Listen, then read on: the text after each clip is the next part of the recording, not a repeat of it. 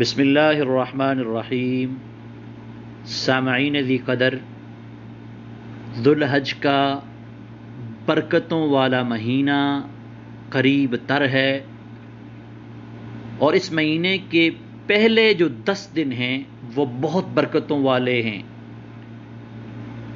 ان 10 دنوں میں نوافل، کثرت ذکر،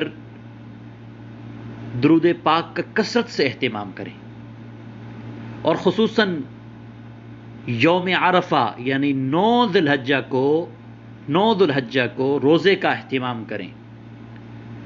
اللہ تعالیٰ قرآن مجید میں ارشاد فرماتے ہیں وَشَاهِدٍ وَمَشْهُودٍ۔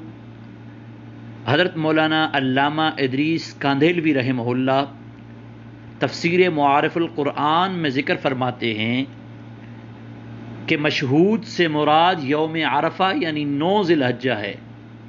اللہ رب العزت نے 9 ذی الحجہ کی قسم کھا کر امت کو بتایا ہے، اس کی فضیلت کو بتایا ہے۔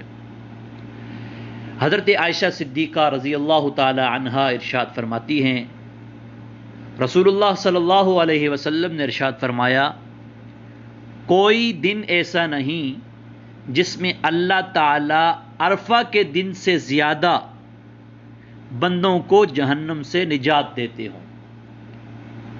اس حدیث کا مفہوم یہ ہے کہ یہ 9 ذی الحجہ کا جو دن ہے، 9 ذی الحجہ کا دن، یوم عرفہ کا دن، یہ جہنم سے نجات کا دن ہے۔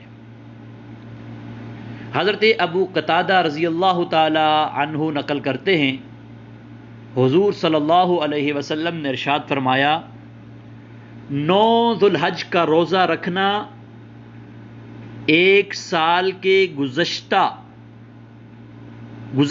1 سال کے گناہوں کا کفارہ ہے، اور آئندہ 1 سال کے گناہوں کا کفارہ ہے۔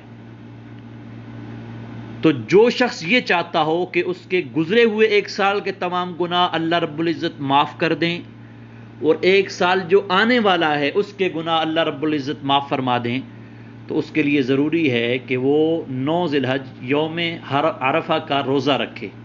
اللہ تعالیٰ اس عظیم دن کو ہمیں روزہ رکھنے کی توفیق عطا فرمائے۔ وما علینا الا البلاغ۔